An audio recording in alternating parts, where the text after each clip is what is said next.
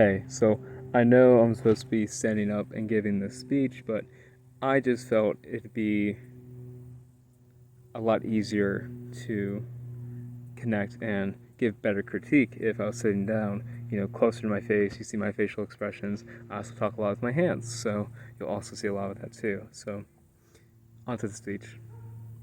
Hello, my name is Joshua Keats, and I'm going to do my best to disclose as little as possible. Not with the goal of being reprobative, but revealing a facet of my temperament. For as long as I can recall, I've been reserved, but I never saw it as a terrible thing either, because sometimes too much sunlight can be overbearing.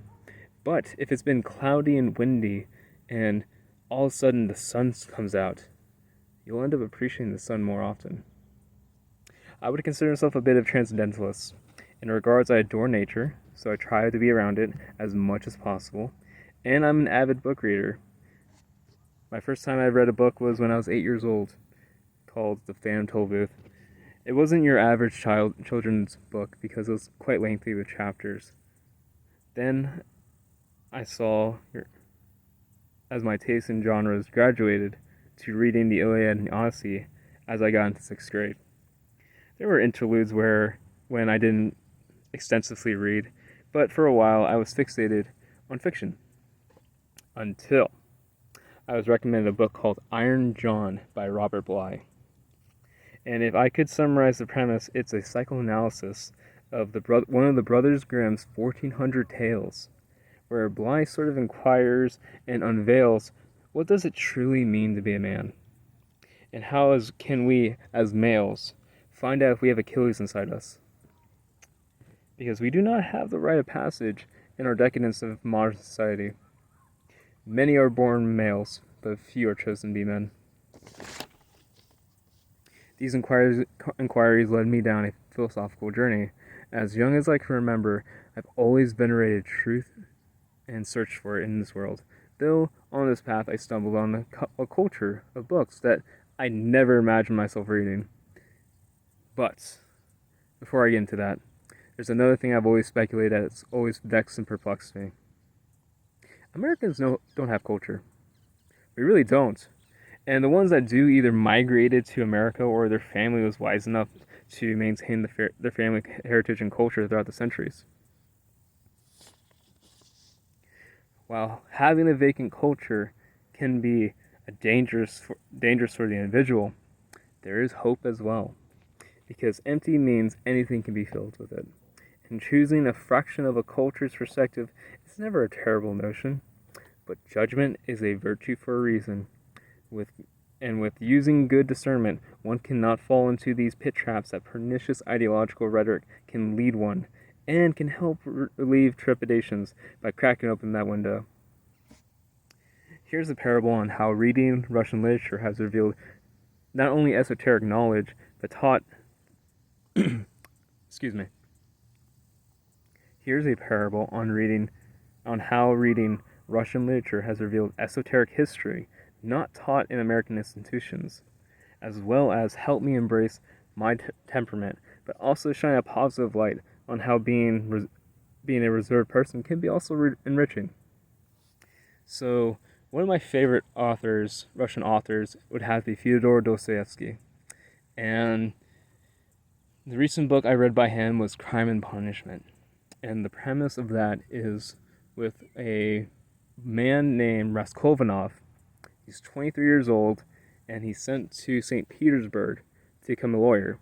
But he comes from a very poor family, where his sister and his mother both had to sacrifice something to help support him to go to St. Petersburg.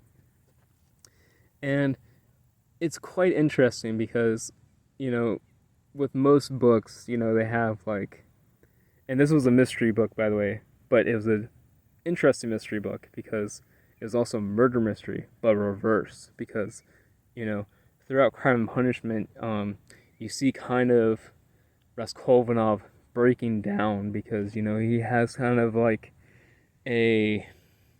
not so much of an ego, but more so, he's narcissistic. And he doesn't like the idea that his mother and sister had to sacrifice for his well-being. and he's kind of living in destitution, and he's really just he's on the brink of having a mental breakdown.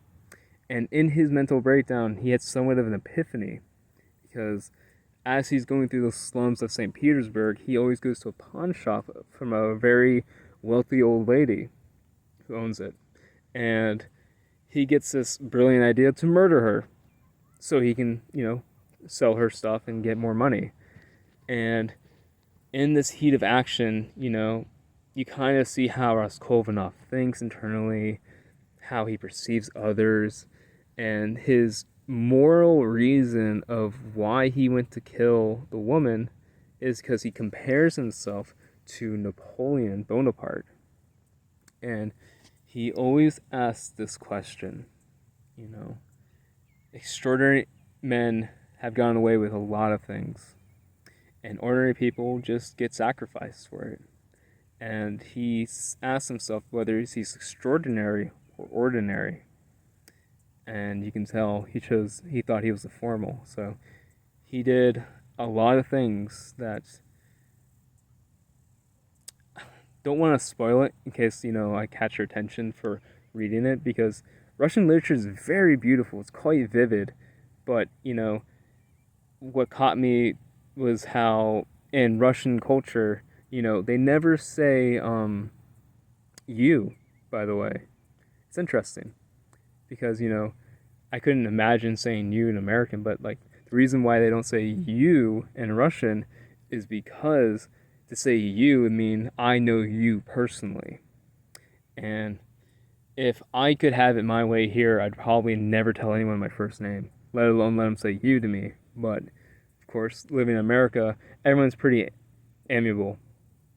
And I just noticed I went over 7 minutes, so forgive me. I'll probably trim down this video a bit, but for now I'll finish up. Yeah, so a lot of Russian culture, they're pretty cold. Like, they don't let anyone in just willy-nilly, where America, you'll have someone just come up and strike a conversation, and next thing you know, they're best friends. But from what I've discovered and read about, it's very Germanic in a way too, to not be so open. But that's like the beauty of it, right? Someone who doesn't give their treasure away so easily makes it more valuable. So that's my talk. There's probably a lot more I'm gonna probably put in or say or ask, but that's just something preview of what I will talk about.